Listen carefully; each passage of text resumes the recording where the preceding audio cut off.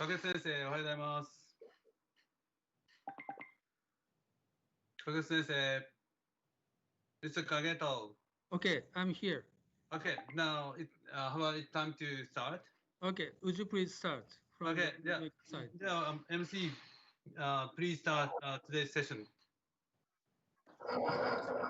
Okay. Morning. Morning. Sorry, give us a second. Okay. Okay, we can see you. Okay, can you hear us? Yes, please. Okay, please go ahead. Okay, so welcome back to World Youth Meeting 2020 Day 2. I'm Mireille. I'm Shizuka. We are MC for the first session of the morning. First of all, I would like you to help us with your mic and screen monitor mute. Whenever you are in, could you check it now? Okay. But make sure that when you say something, please turn on the microphone or you will leave the comment in the chat room. Yes, we are sure that you guys did a really great job and we can't wait for the announcement of 5 teams. 5 teams, yeah, which will be selected and on air again for today's morning session. Each school has the right to vote to select one team for the national prize. 5 teams are nominated, originally 4 teams, but the steering committee selected 5 because of your hard work, and commentators will be supposed to give them a few words. We are so excited to name these 5 teams. The first presenters are Nanzan Kokusai High School, Shutehong Economics and Commercial. Let's watch their presentation again.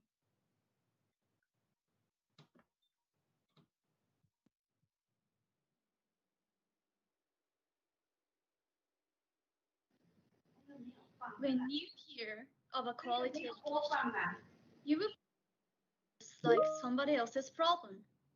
This is because you're able to go to school without any inconveniences. However, is it really so?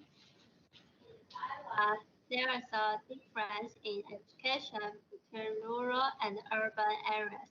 Let's take English learning as an example. Students living in rural areas have lower English language proficiency due to the lack of educational resources. Some elementary schools in remote areas don't have enough English teachers but share one English teacher with one another. Also in Japan, during school closures due to COVID-19, there were differences in education between places that could and could not take advantage of online education, not between rural and urban areas. You may be thinking, I went to a school in an urban area and was able to use computers. I think I've been receiving a quality education. But were you really receiving a quality education? What exactly is a quality education?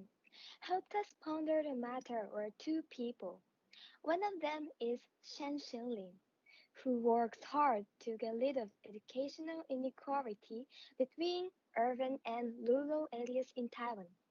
The other is Yuzuki Kondo. She works for women who couldn't get sufficient education in Cambodia. Let's start from Shen Xinlin. She is a Taiwanese charity activist who knew education can change one's fate and devoted herself to help educate poor students. What she has done for educating disadvantaged students is a way to bridge the inequalities. Her deeds inspire us how to have concrete implementation for quality education. Firstly, she was raised in a poor family. Owing to her poor background, she never gave herself up. Instead, she was willing to help those students who lack educational resources and people in need with a devoted heart and a positive personality. Secondly, Shen Xinli helped them with computer skills. When she was only 11, she developed a free e-learning website by herself because she wanted to help those who can't afford going to cram schools could learn all the subjects online for free. This definitely changed poor children's destinies and made them feel proud of themselves. Besides, the free e-learning website, Shen contributed a lot of efforts for disadvantaged children, such as a free English camp and after-school care classes in rural areas to assist disadvantaged students' learning ability. Shen Xinli's pioneering deeds are important for those who lack educational resources. Next, we had an interview with Yuzuki Kondo via Zoom in August. Actually, Yuzuki is a graduate of Nanzan Kokusai. She has joined in World Youth Meeting. Yuzuki is involved in a variety of activities at a workshop called Salasusu in Cambodia. At Salasusu, Cambodian women who didn't receive sufficient education are making handmade bags and other items. As we thought about quality education, we could hear valuable things from Yuzuki. One day, Yuzuki had an occasion to visit Cambodia for internship. Influenced by her previous boss, she started working at Salasusu. At Salasusu, she met various Cambodian women. She was able to learn many things and find out her new society by interacting with those people. Salasusu has an education program called Life Skills Training. It helps the people learn important things for their lives and future. For example, in a game called Bingo Game, they're asked something like, who do you think is the best at sewing? You write the person's name on the bingo sheet and talk about the person. Thus, the person written on the sheet can know how others think about her. Through such activities, they can find their new selves. Yuzuki told us in the beginning they didn't know why they had to learn things from life skills training. However, as they worked on it, they came to understand the importance of learning. From this change of mind, now they are really enjoying life skills training, and they are even able to teach life skills training by themselves to their junior. From this story, we can say that understanding the importance of learning is important. Shen Xianlin and Yuzuki Kondo's story made us reconsider the real meaning of quality education. Yuzuki said that her workplace is a place to gain more choices of the future by interacting with people. This is what we should call a quality education. We can get quality education not by just things that are on the textbooks, but by interaction with other people. Shen Xinli raised up in a poor family, where it cares for education for disadvantaged children and helps people in need. The free education website also helps bridge the gap between disadvantaged and rich children. She has become a role model for those who want to work on educational rights. This means people can also learn or achieve something from their devotion or talents. Therefore, places don't matter for a quality education. Wherever we are, we can learn a lot if we have a will to learn. But before we learn, every one of us, including people such as parents, teachers, and local people, has to understand the importance of education. Then, we can seize the chances which may give you a dream or occasion to start a new thing. Education is something that soaks into us by taking a long time. Interactions with others is very important, and this happens when people affect each other. When the influence spreads to many people, the importance of education will be understood by everyone after a long time. Thank you for listening.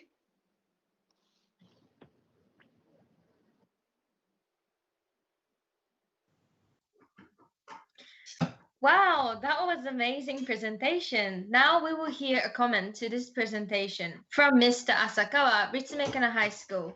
We'll give you them a few comments. Mr. Asakawa, please. Okay, thank you very much for MC. Thank you for a good presentation, Nanza High School, and yeah, sorry for that. Anyway, the presentation is really good because its viewpoint is so clear and therefore easy to understand. Taking concrete examples using sample PPTs, we can easily understand what you want to do appeal with your presentation. However, I think you should have taken the point of the theme itself, inequality of education, more deeply, picking up new point of view to cook your theme. The first part is a comparison of education in rural areas and urban areas, but we could not have any clear and new ideas and opinion to fill in the gap of those areas just by taking success for two role models and already known solutions. We're sure that there are many things that we cannot solve by individual.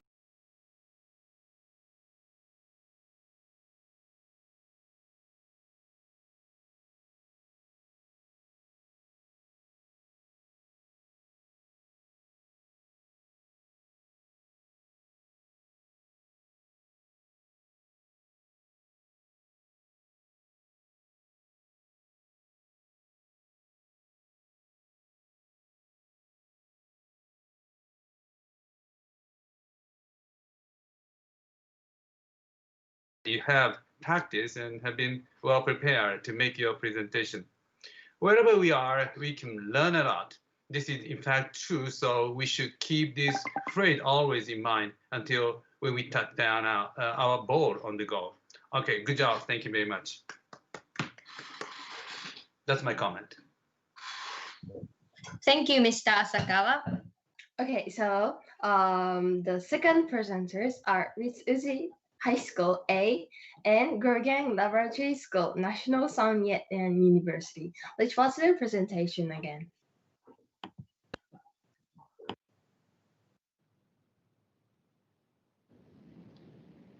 Good evening, everyone. Welcome back to the news. This is your anchor.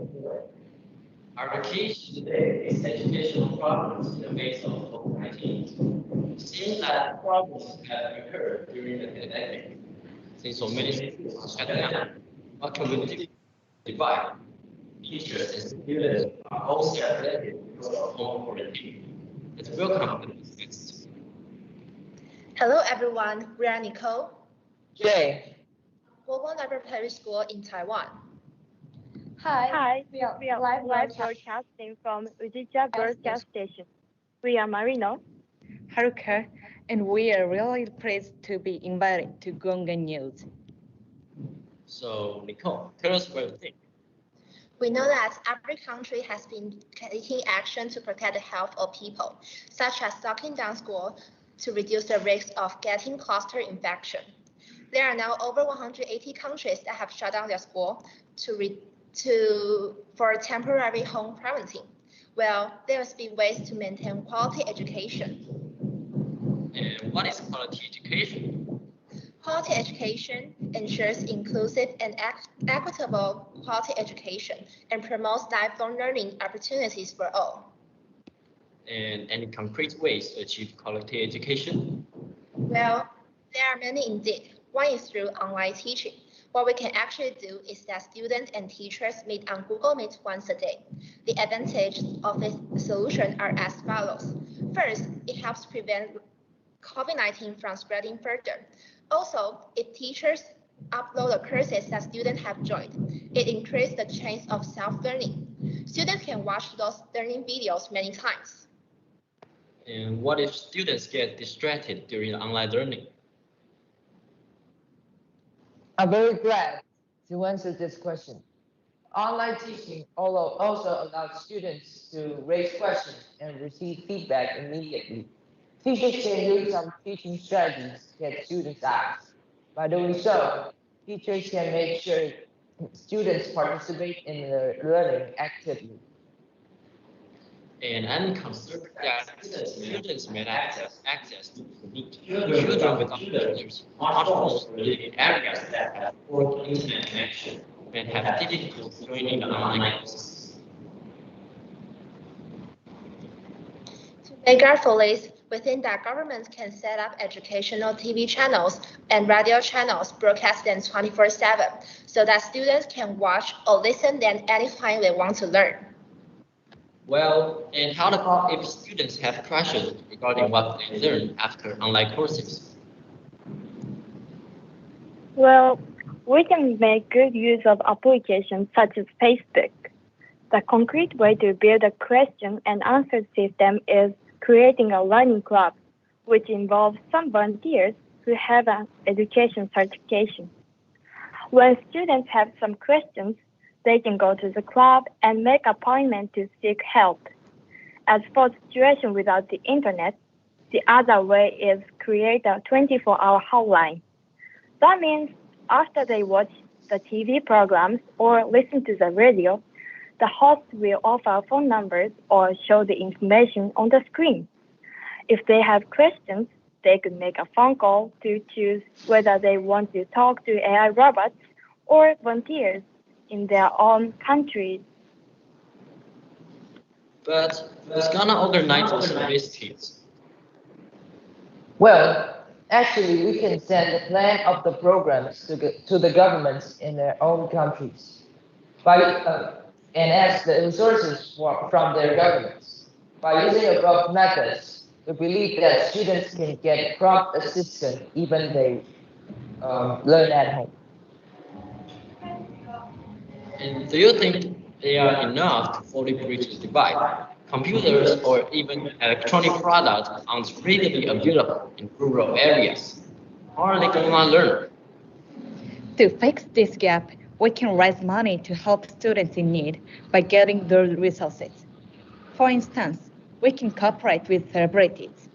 They have great influence to persuade people to participate in crowdfunding or donating money and resources. Also, shooting micro-movies showing kids' eagerness to learn when denied learning opportunities because of COVID-19 is another way to raise funds. Share them on social media. In this way, more and more people will be aware of the situation and give a helping hand. And totally agree. But in the future, what can we do to train our next generation to survive in this kind of tough situation and achieve quality education? We should start with pre-primary education because what infants experience and learn has a very important role in the growth period. It eventually affects their personalities, mood, and possibilities for their future. Focusing on pre-primary education, we came up with the idea of holding events for infants. Oh, that's cool. Can you tell us more about that? There are mainly three themes for it: nature, art, and cultural exchange. Children can develop their interests by going camping or playing in the river to develop their environmental awareness. Next one is art. Children can know how to express themselves through painting or making artwork. Finally, as for the cultural exchange, infants can play with international students or experience other cultures. By doing so, they can adapt to the diverse environment and have an understanding for other cultures from early childhood. Cool. I have never had an experience like that when I was young. We're running out of time, so anything you want to add? Yes. The last thing is, this slide. Next slide. This slide shows how the organization will look like. Last but not least, just like Chadwick Boseman once said in the movie Black Panther, in times of crisis, the wise build bridges, while the foolish build barriers. We must find a way to look after one another as if we were one single tribe. Hope this wise sentence can guide us while we carry through this crucial moment in our history. And thank you for coming to Guguang News today. I hope things will work out as you say. Goodbye, and please stay tuned to see our next series.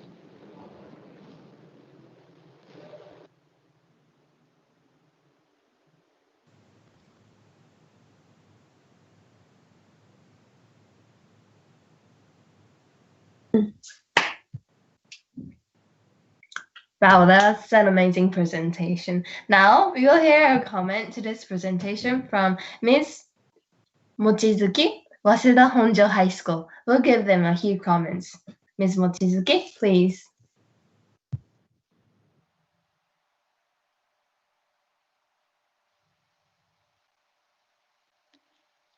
Good morning, everyone. My name is Maho Mochizuki from Waseda University Honjo Senior High School. It's my great pleasure to have this opportunity to give comment to the performance of Ritsumei Ganyuji Senior and Junior High School and Gogan Laboratory School, National San Yat-sen University. I'd like to say congratulations and I appreciate your hard work. Now, my main point is mostly about creativity of your content and plus your speech skill. Now, I'm going to use the copy of your slide. The first idea that attracted my attention is that in this slide, you included radio channels. And radio channels is very, very important to allow more accessibility to many people. Some people may have have difficulty in internet access, so radio channel allows more people to use the program. Now, the second idea is that you create a learning club, plus you create 24-hour hotline. This is also a great idea. Now, while in the stay-home period, many of us experience that 2 or 3 people working at home and they share rooms, they have difficulty in internet access, and they all want to work at one time. So create a 24-hour hotline, give freedom to adjust their working time, which means more adaptable to different lifestyle. Now, next idea, you presented micro movies showing kids' eagerness.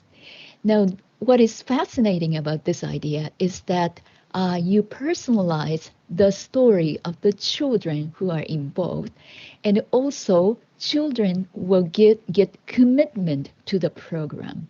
This is very important because children will feel the ownership of the educational program. Now, the highlight of your program is this one, real learning experience for younger children. This is quite vital and essential for younger ones. They need well-balanced growth. They need to use 5 senses. They need you to use body, and that assure a good sound and healthy development of the children. And this is very wise, well-thought idea, how organization work. Now, 3 stakeholders, namely organization, kindergarten children, teachers, parents and children, they all give and take, and that assures nice cycle, win-win cycles between the stakeholders. I can see that once you implement this idea, I could see that this nice movement will go on and on, then this makes your program sustainable. Now, from the beginning to the end, you demonstrated fabulous speech skill. You presented your idea in a discourse style, and that from that style, we could see your teamwork and your good interaction. Not good interaction, not only during the presentation, but also we could imagine how good interaction was established during the preparation time. And your sentence stress, your voice, your pauses, your speech rate was adequate, so it was easy for me to follow your story. Thank you again for your hard work and congratulations for your successful presentation. Now enjoy the World Youth Meeting Day 2 and enjoy your partnerships with your partners. Thank you very much.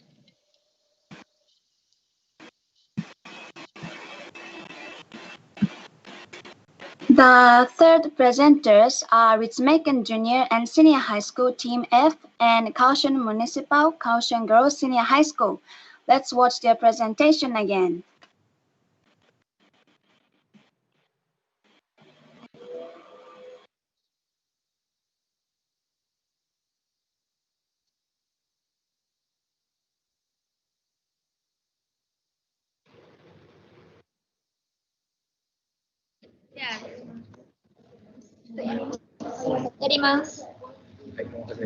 Hello, this is Kaohsiung Girls Senior High School and Ritsumeikan High School. Today, we'd like to talk about quality education. Have you seen a classroom without a roof, light, or a blackboard? Perhaps even just located beside debris. It's hard to imagine what it's like for students to focus and learn properly in a classroom under these conditions. However, this is a situation which a country just hit by natural disaster may face. On September 21st, 1999, a destructive earthquake occurred in Taiwan, causing 2,400 deaths, the collapse of many important buildings such as hospitals, tremendous damage to electrical infrastructure. In addition, nearly 700 schools were also destroyed. 12 years later, the Tohoku earthquake hit the east coast of Japan, triggering a large tsunami and causing a nuclear disaster. The disaster resulted in a life-threatening situation in which over 10,000 people died and many children were evacuated. These are just two examples of how environmental threats, especially earthquakes, affected the right to education. Since there's no accurate prediction about the occurrence of earthquakes yet, tough situations like this will continue in the future. Therefore, to give an overview of education after earthquakes, our presentation will include the following parts. First, consequences of natural disasters. Second, impact of earthquakes on education. And lastly, our suggestions for solutions. According to the United Nations, SDG number 4 ensures inclusive and equitable quality education and promotes lifelong learning opportunities for all. So, we can say that protecting children and getting them back to school is significantly important for them. However, there are many countries that suffer natural disasters, and the citizens living in the stricken areas may not be able to get education. Since we're living in countries that are prone to natural disasters like earthquakes and typhoons, we focus on Target 7. Since Japan and Taiwan are among the world's 10 most earthquake-prone countries, we want to highlight the impact of earthquakes. How will an earthquake affect education? When a massive earthquake occurs, firstly, it affects residents' lives. In areas affected by emergencies, they lose access to clean drinking water, food, and healthcare. Also, they will obviously lose their safety and daily lives. Therefore, it is hard for them, even just survive, to match their stricken education. Although they want to get educated and pursue their dreams, they can't do this because the schools are damaged. Without education, it is difficult to achieve their dreams. As a result, they risk losing their futures. According to UNICEF, there's a lack of teachers for children who attend school during emergencies, with an average of 70 students per teacher. Also, since they have deep emotional wounds, it takes some time for them to strengthen their mental well-being. All these reasons result in a low quality of education. So, to ensure quality education for school children in such circumstances, we have come up with some solutions. The following are what governments, organizations, and people can respectively do for help. As for government, there are two main measures that can be taken to handle the situation. One is to assist the victims financially in building shelters and temporary schools, and the other is to provide relief supplies and daily necessities so that the life of victims can go back to normal as soon as possible. Because after such huge destruction, victims are in need of a large amount of daily supplies, and only when the physical problems have been settled, the children will be able to continue their education again. There are not only governments can give us a hand, but also the organizations which can provide a safe temporary learning space and provide school materials and psychological support, and the most important, to reconstruct the damaged classrooms. Save the Children and Plan International are both organizations which can help us out from the destructive tragedy. So what can we do as people who have not been affected by the disaster? In the disaster area, it goes without saying that the educational supplies decrease, but the number of teachers who teach children also decrease significantly. People can donate or raise money, but it is not possible for children to get a quality education if there are no teaching personnel who are essential. So we have two ideas now. One is to send people who can teach to the disaster area. For instance, retired teachers or college students can help with the shortage of teachers in the disaster area. Or creating a project in which active teachers go to the disaster area to support them would be one good way. Another is to provide educational opportunities for children through digital devices. With this method, many children can receive education at the same time and continuously, even if there are not enough schools and the teachers in the field, as long as they have digital devices. Non-victims of disasters can provide educational support by becoming teaching personnel to help with digital teaching. In order to realize this method, it would be necessary to advance the digitization of education more than ever. This could be the key to providing all children with equal and high-quality education. WB once said, education is not the feeling of a pail, but the lighting of a fire. Although disaster could be heartbreaking, but the collaborations and the empathy of all people around the world can contribute to the sustainability and quality education for learners. Furthermore, to achieve the long-term goal of sustainable quality education, we must be united to guarantee that all the learners get the education they deserve. And the most important, we need to keep the fire burning. No one should give up their dreams because of unequal education. Thank you for listening. Thank you. Thank you for wonderful presentation. Now we will hear a comment to this presentation from Professor Kirkpatrick from Nihon Fukushi University. Professor Kirkpatrick, please.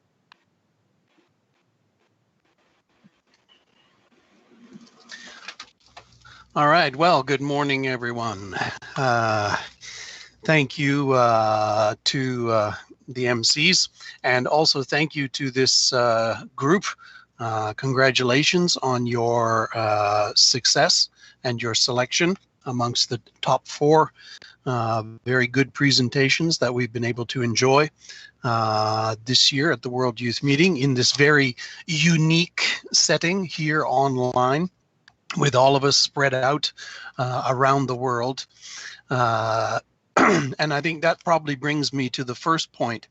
I think that the presentations that were amongst the ones that were selected for this reward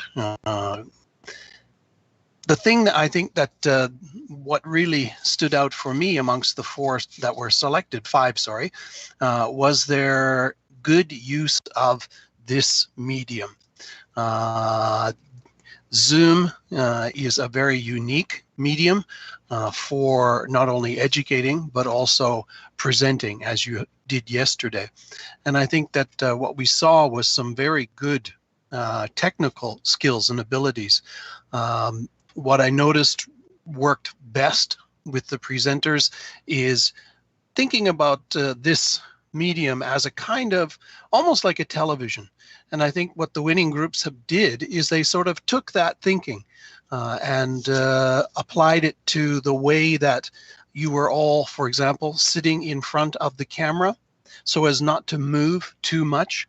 And I think that that allows us to be able to hear you very clearly, a sort of a static shot, like on a TV show, like a morning TV show, having everyone in the frame, and allows us to really get to see everybody and get to hear you all very clearly. So good job on your technical abilities.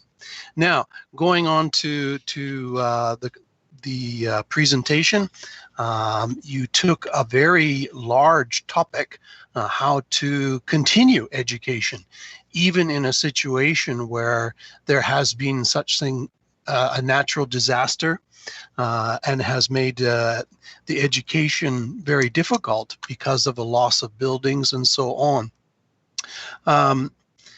Your suggestions, you go on to give us some very interesting suggestions that showed that you were really thinking about what practical things can people do. We know what governments can do. We know what MPOs and NGOs can do.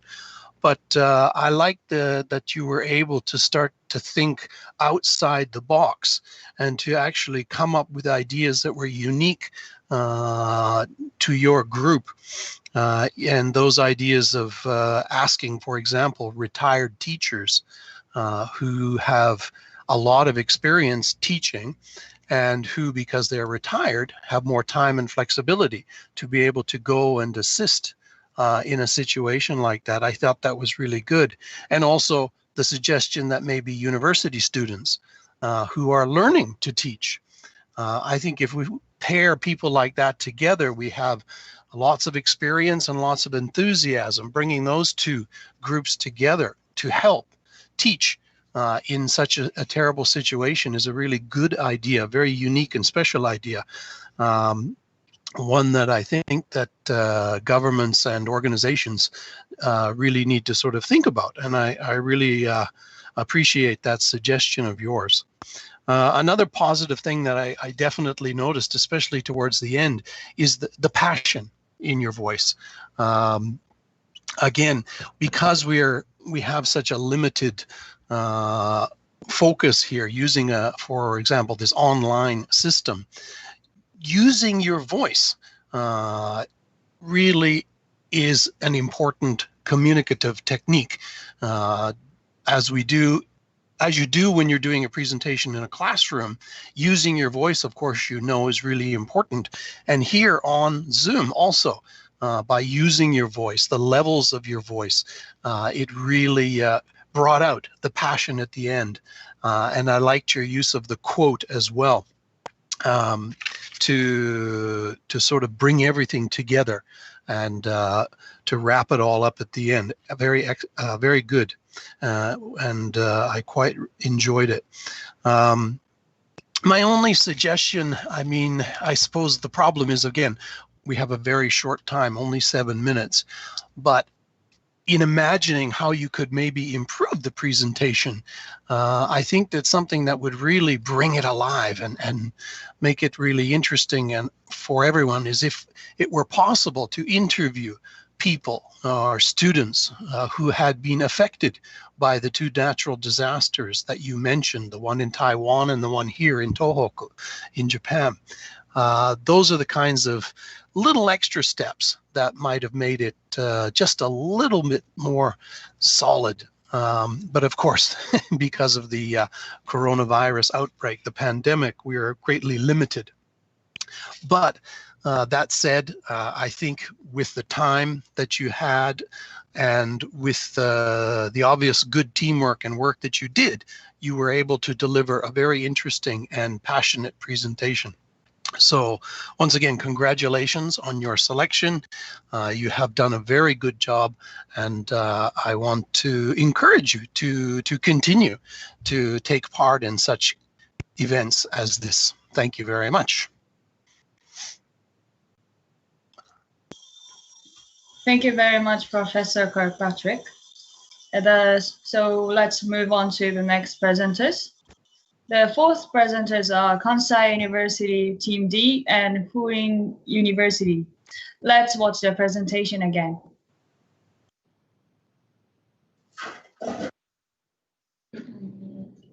Hi, we are from Kansai University. I'm Mirai. I'm Teju. I'm Mako. I'm Kantaro. And hello, we are from Free University. I'm Chris. I'm Ruby.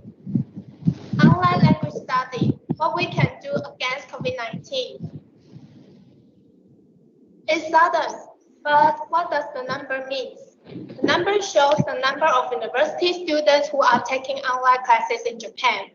According to e-learning research institute, 93.7% out of 100 professors answered they introduced online study into university between April and May. Now we are facing a serious pandemic of COVID-19. We are forced to take class at home, which means the demand of online education is increasing. People might think online study has only bad point, but actually that is not true. We think online study can be a good way to eliminate education gaps by effectively utilizing it. Then we will introduce two things as what we can do. we surveyed 169 Taiwanese and Japanese students asking how they feel about online study. We asked the students who experienced online study, what is the disadvantages of online language studies? As the graph shows, less interactions and internet problems are the biggest issue of the online language study. So today we're going to tell you how we can overcome these disadvantages and make online study be a way to bring better education to the world.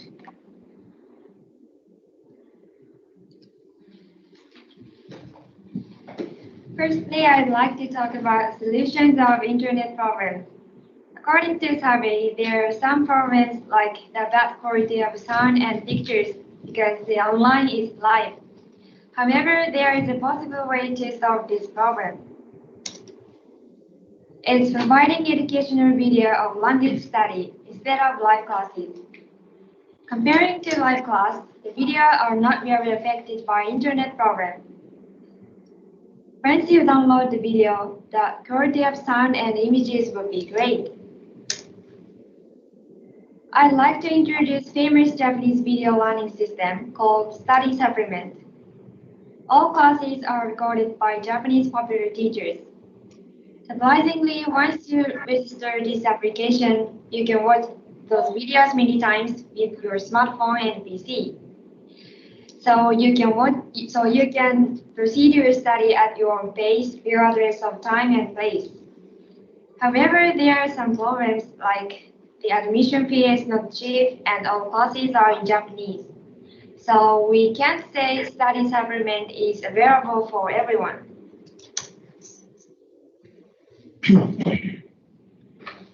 Then we had kept thinking how we solve those problems. That is, to create the platform of language study. I'd like to introduce platform of language study. Firstly, students all over the world can put a video of language study in this platform.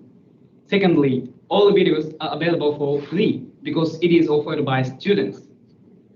Thirdly, some people think YouTube is good enough to upload a video. However, comparing to YouTube, this platform is focusing on language study, and you can learn a variety of languages. Also, this will be the place of exchanging opinions and questions. This is the differences between YouTube and our platform. Lastly, the creator would also benefit from teaching as well. For sure, students who are taking class can learn languages from the video. It means this platform is effective and useful to the both sides. What we want to say, it will help students who cannot take education because of their economic situation or cannot go to the school because of COVID-19.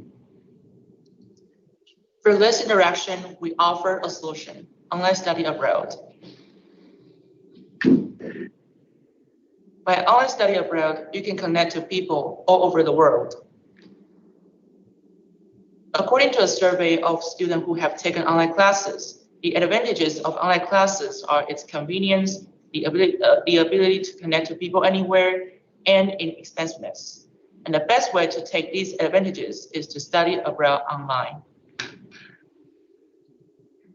Online study abroad is a great way to learn a language, regardless of wealth or borders. It is much cheaper than real study abroad, and you can connect to people all over the world if you have access to the internet or a smartphone. You might worry whether your language skills can be improved. Please look at this graph. About 80% of the students who have taken the online classes say they have seen an increase in their language skills.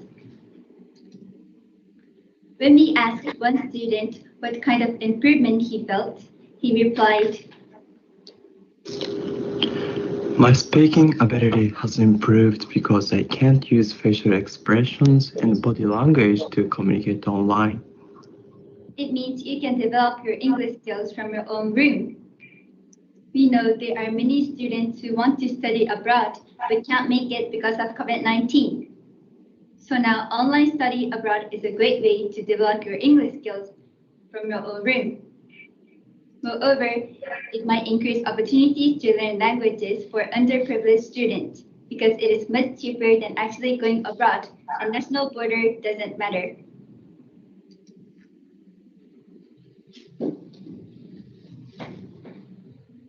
Of course, online study still has so many problems to be solved, but we believe it might be a way to bring education to everyone, regardless of national borders or economic status. Even though we are still students, there are so many approaches to education that we can do because it is online, which is easy to use. Now, online study is getting attention because of COVID-19, but after the situation calms down, we should use online study more and more to overcome education gap. Let's bring the education to every corner of the world. Thank you for listening.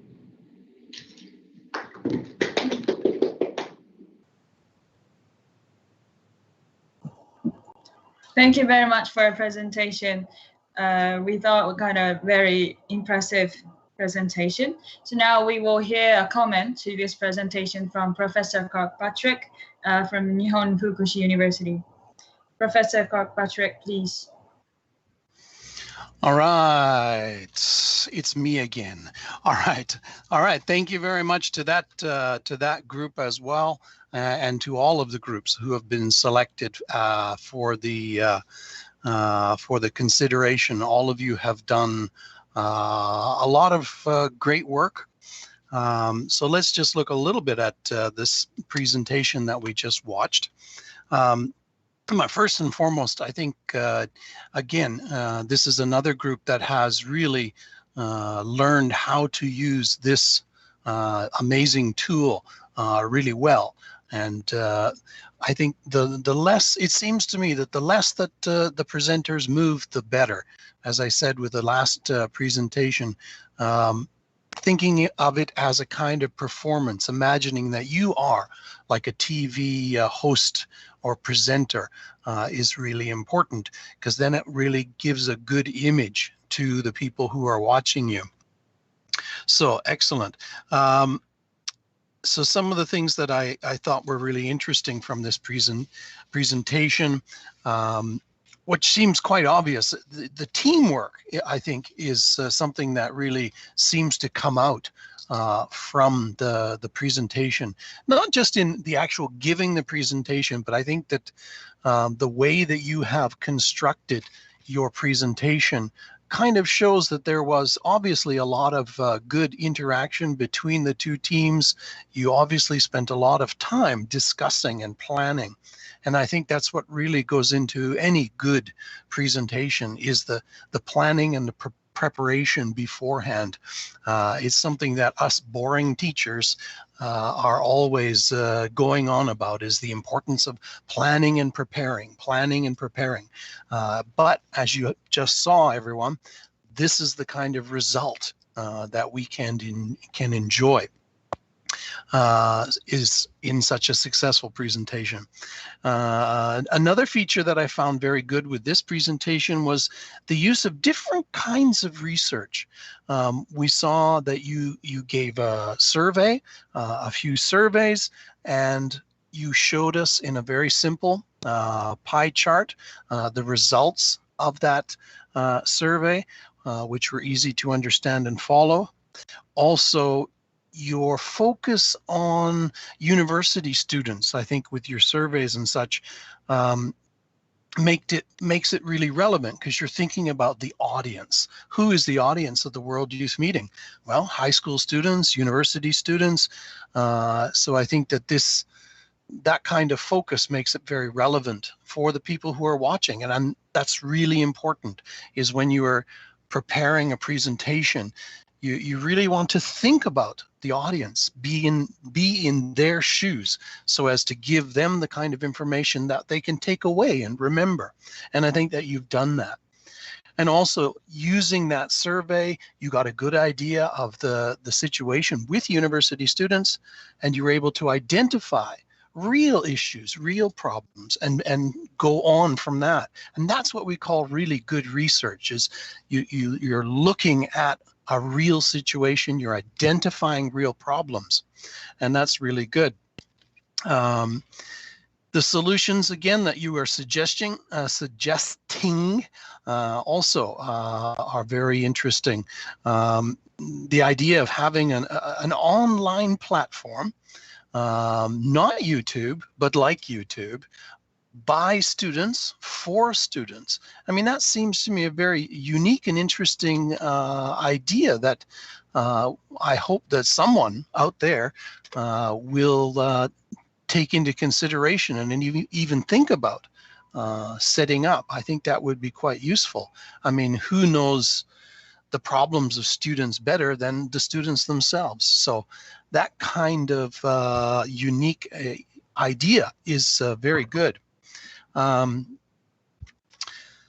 else? What other comments here? Yeah, and just in terms of the presentation as a whole, you used a variety of research. You used your survey.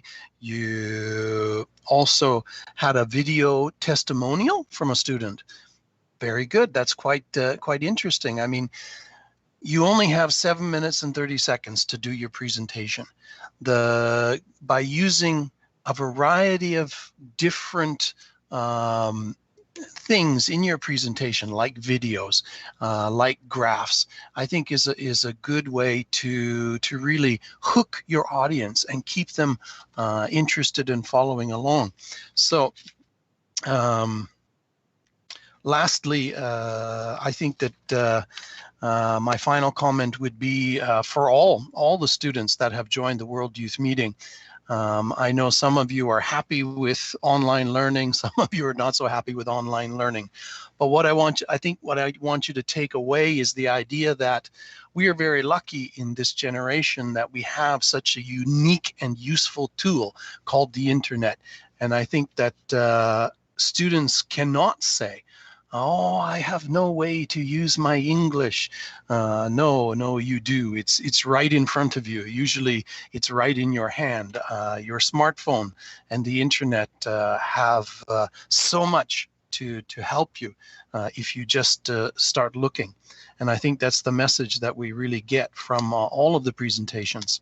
So thank you very much, and congratulations again to all of the groups that were selected. Good job. Thank you very much.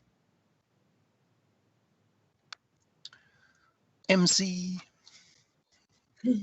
Thank you, Professor. Thank you. Okay, so the fifth presenters are Ritsumeikan University and National Science University. Let's watch their presentations again.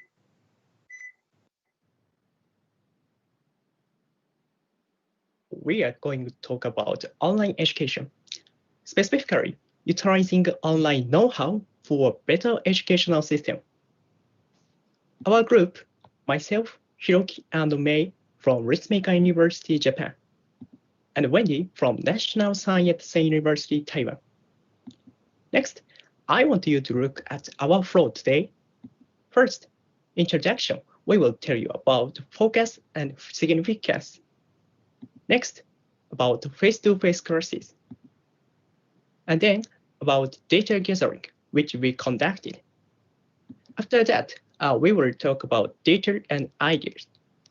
Finally, we will conclude our ideas. Until this March, we had face-to-face classes, but suddenly everything's changed to online classes. Now, this one is new for students.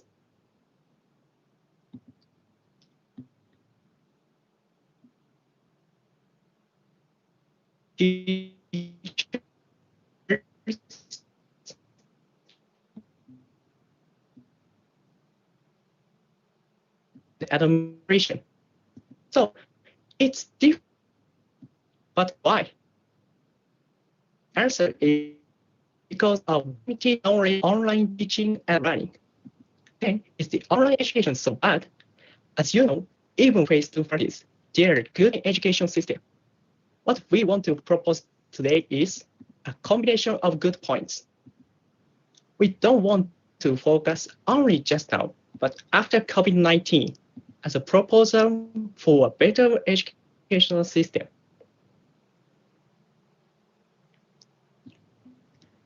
Second, let's see what does about face-to-face courses. There are advantages in easy information, direct communication, and reality. And there are disadvantages in lot of transportation, many matters, only one chance. Maybe you know about courses well. However, what do students think about online education? Wendy will introduce our survey. Okay, we make a survey to gather some data. There are several reasons why we conducted the survey.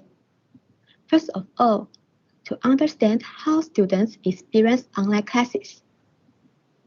Second, to check what students think about online education. Third, to explore how to improve the online education. These resources will give us ideas to think solutions for sustainable future education. We used Google Forms and collected from 30 university students within 1 week. First, 3 questions check their country, gender, and major. These are some other questions.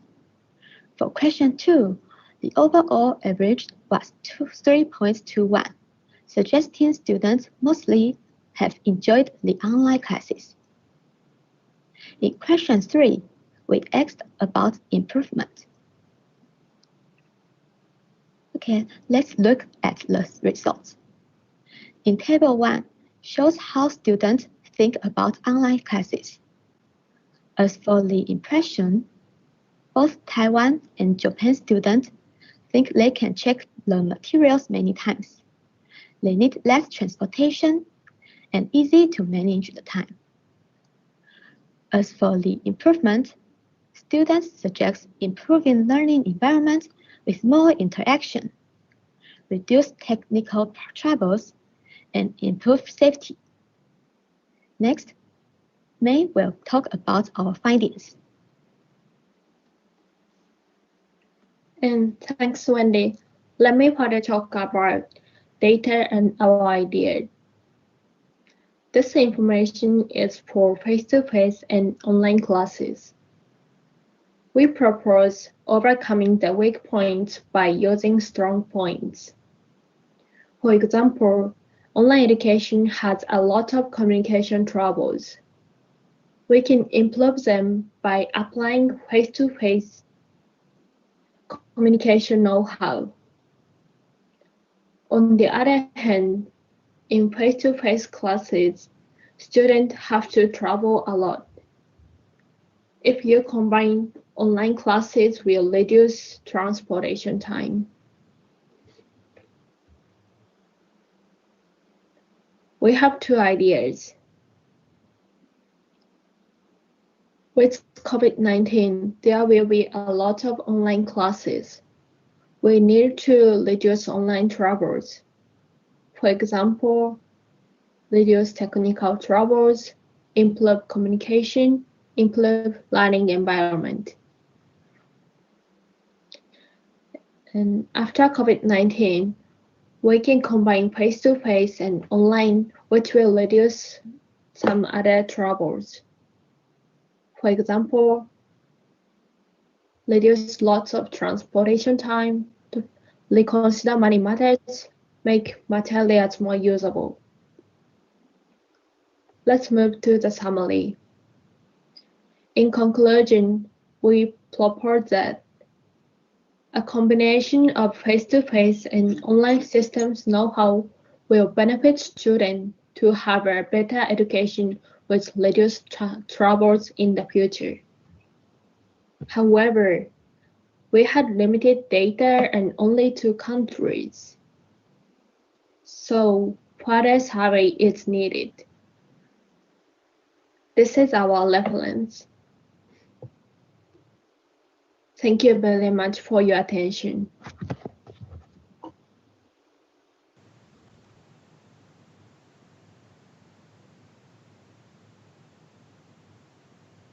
Okay, so thank you for a wonderful presentation. Now you will hear a few comments from Ms. Kuga, Nagoya Municipal Kikusato High School. Ms. Kuga, please.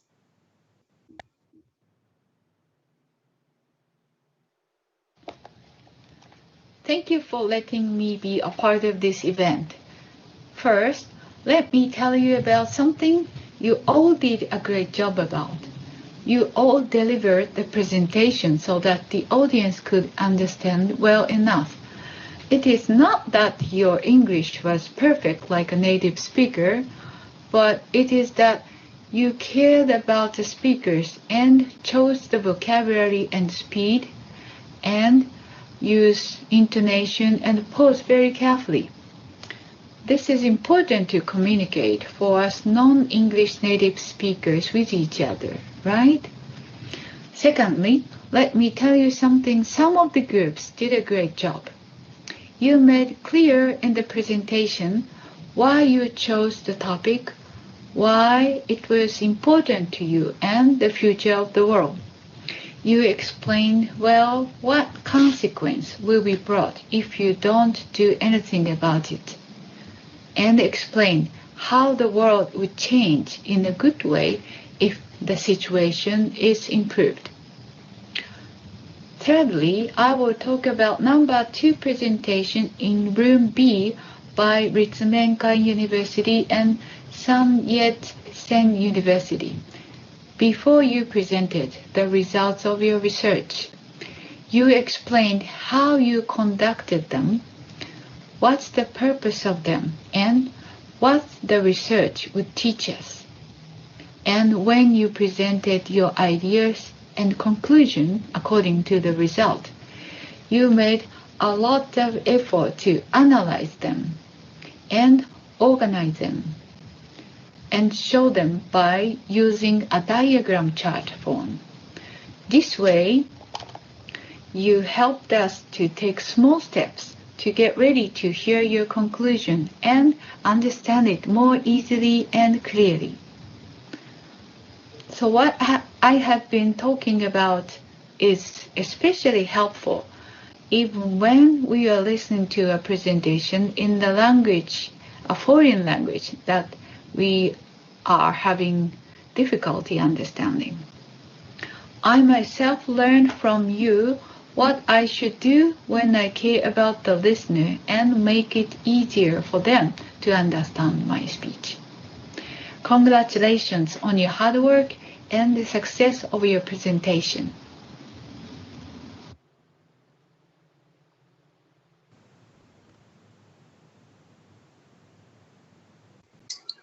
Thank you, Ms. Kuga. So now we're going to play 4 videos for the afternoon discussion session. Yeah, these are the main themes for the discussion, and you are supposed to discuss each topic in each room. Let's watch them.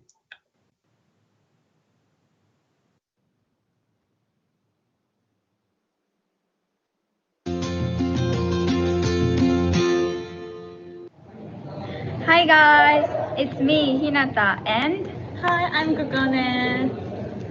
Welcome to our channel! Yay! Today we're gonna watch an interesting video about a high school founded last year. I heard that school introduced teacher machines instead of teachers. Okay, I have no idea what it will be like, so let's check it out. Hi everyone! Do you know the school called TM High School? Oh, you don't know? I swear you'll be surprised. So, I'll show you around. First, let's go to our classroom. Students spend a lot of time in here. And look at the teacher. He's a smart robot and he doesn't make mistakes. He can communicate with students and he's always fair to them, so everyone loves him. Oh look, students are playing soccer. There's a soccer team in this school and the coach is a robot. He's really good at soccer and he's good at teaching too. So next, let's go to the teacher's office. As you can see, teacher robots are sitting and working hard. Finally, this is an assembly hall. Wow, robots are performing. Isn't that cool? TM High School is applying many teacher robots. What do you think about this school? I hope you enjoyed. Bye!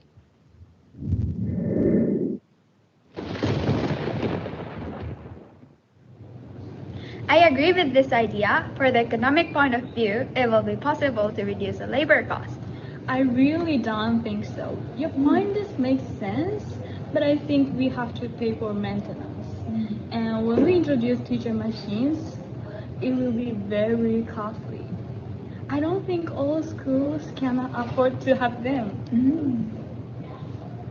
As you know, teachers are human, so they sometimes make mistakes. On the other hand, machines don't make any mistakes. In addition, students will be able to have a high quality of education. At this point, I think you are right.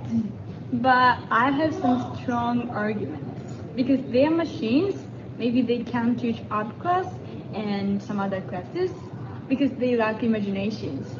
I don't know how they can grade students. Yeah, and Japanese class too. Answers are not necessarily only one. Yes, and I think it's not good for students. Also, if teacher machines replace teachers, they will lose their jobs. So, you think introducing teacher machines is not ideal, right?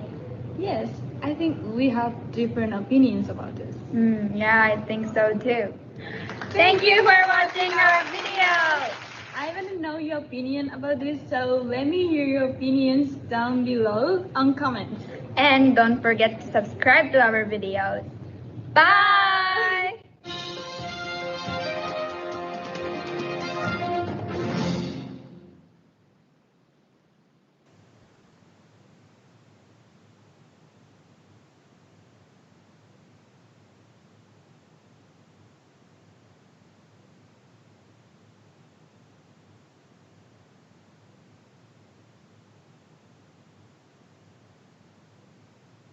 Okay, so let's watch the second video now. Number 4. Quality education. It aims to ensure inclusive and equitable quality education and promote lifelong learning opportunities for all. Recently, because of the coronavirus outbreak, the world has had to suddenly move to homeschooling. And many educators are trying to find the best way to teach their students efficiently. We, Wisconsin high school students, have experienced the two types of the classes during the home learning period. Online learning classes, and video streaming classes. So, which education tools do you think better? What are the problems of both sides? In this video, we would like to focus on this topic to think about how the way of education should be, not only this coronavirus situation, but also in the developed future. So, Mai, what is your opinion? I think online learning classes are better than video streaming classes because teachers can see their students' faces while teaching, so that they can recognize whether their students are understanding well or not. And we can ask questions to the teacher in real time. That's true. It is close to the classes we usually take in our school. Your opinion is opposite of mine. Online learning courses have a lot of disadvantages, like if a network connection problem is occurred, the teacher needs to deal with it immediately during the class. And each student and teachers need to prepare a non-noise room to access to the internet. I feel the same way. Compared to that, video streaming class allow us to study at any time we like and look back some parts that we didn't understand over and over again. What's more, once teachers make the video, a large number of students can watch it at the same time. You got that right, but there is a possibility students may leave some parts they didn't understand. And it depends on student motivation, so some of them may not study properly. It seems that both of sides have advantages and disadvantages. Homeschooling will be the main educational way in the future. In the world, there are a lot of people who need to study at home, such as people who don't have school near their house, people who live in an area that has a problem about lack of teachers, people who have to work during the day, and people who need to take care of their family, and so on. The internet-based teaching method will help those people to access a good quality of education. Let's think about the way of future education together. Please share your creative idea to achieve SDGs goal number 4. Thank you for watching. Hi everyone, we are Ayane, Kanoko, and Hinata from Ritsumeiken Senior High School. Today, we want to tell you something important about our society. Now, the world is becoming increasingly globalized. At the same time, it is also true that the tragedies caused by racial discrimination or gender discrimination are happening very often. So what can we do to reduce discrimination or prejudice that people have? We need education. Yes, we often hear that education is important for reducing discrimination or prejudice, and we all know it. But wait, is true education on diversity or discrimination provided? Do we get to be taught about them in the classes? The answer is no. Unfortunately, in Japan, we don't get educated about those things at school. Then, what kind of education should be specifically provided? First, we need to know what kinds of behaviors or languages can be discriminatory. Because one of the reasons why discrimination occurs is that many people are unaware that their conduct can be discrimination. For example, stereotyping. Stereotyping is to infer that a person has a whole range of characteristics and abilities that we assume all members of that group have. It is often based on misconceptions, incomplete information, or false generalizations. Therefore, it is necessary to reduce prejudice against different groups from an early age. We came up with one idea to create a society free of discrimination and prejudice. It is to deal with this issue in school lessons. We fully heard that education is important in eliminating discrimination and prejudice. A lot of people know that discrimination is wrong. Then, why does discrimination still exist? That's because many people do not yet know the actual present situation.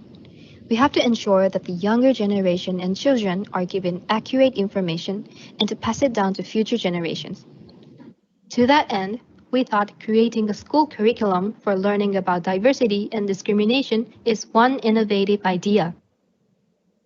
In addition, it is very important to know why the issue is occurring and its history and background, especially regarding racism.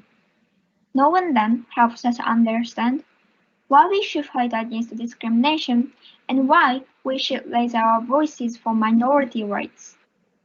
Along with that, it will be necessary to learn the present situation, such as what kind of discrimination problem is happening right now. Furthermore, what we think people need to learn is how to treat minorities or people different from themselves. We can't deny the fact that we are different, but recognizing, accepting, and understanding our differences creates a society free of discrimination. We need to learn that reaching out to a person in need is significant. Also, sharing in classes what minorities usually suffer or having a discussion on it leads to the realization of a society in which everyone can live comfortably. As we described, we think creating school lessons about diversity, including issues of discrimination, is one of the ideas to make a globalizing society more peaceful. What is your opinion about this idea? What do you think about the school lessons we thought of? Do you have any better ideas? Let us know your opinion at World Youth Meeting 2020. Thank you for watching our video. Bye! Which restroom should I use? By Nanzan Kokusai High School. Recently, we often hear the term LGBTQ in the media and on other occasions. While the sense of equality towards LGBTQ people has increased, discrimination and prejudices still exist. It is now becoming necessary to create a new environment for those people to live their lives comfortably. We believe that this must be done for not only adults, but also for children. One of the issues that we feel as students is the problem around school restrooms. Usually we have two types of restrooms, the male restrooms and the female restrooms. But for people who don't have a selected gender, or those who hesitate to enter the male restroom and female restroom, where should they go? And what could the solutions be? Now, let's watch the video.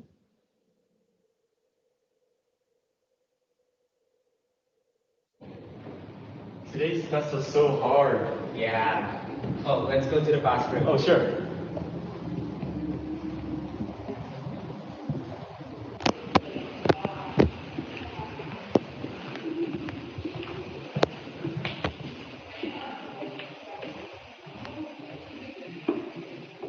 What's wrong? Hurry up.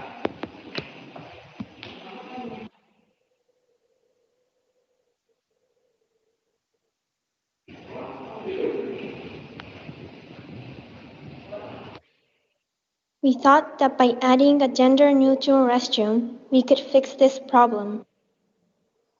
I agree with this idea. By making a gender-neutral restroom, the LGBTQ person can go to the restroom comfortably. Furthermore, there is another extra restroom. People can avoid the crowds. I disagree. The LGBTQ person would not use the gender-neutral restroom because if the person tried to use the restroom, other people would know that they are LGBTQ person. What do you think? Do you agree? Do you disagree? Or do you have any other opinions? Let's have a discussion.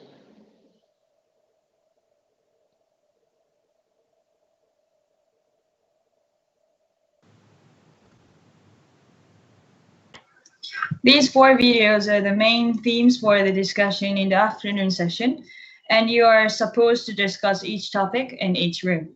Okay, so you can now freely choose one out of 4 topics and directly join the discussion. And then now it's time for lunch. I am so hungry. Now let's go grab a bite. See you, everyone. bye for now. We will meet you at 12:30 in the discussion room. Bye. Bye.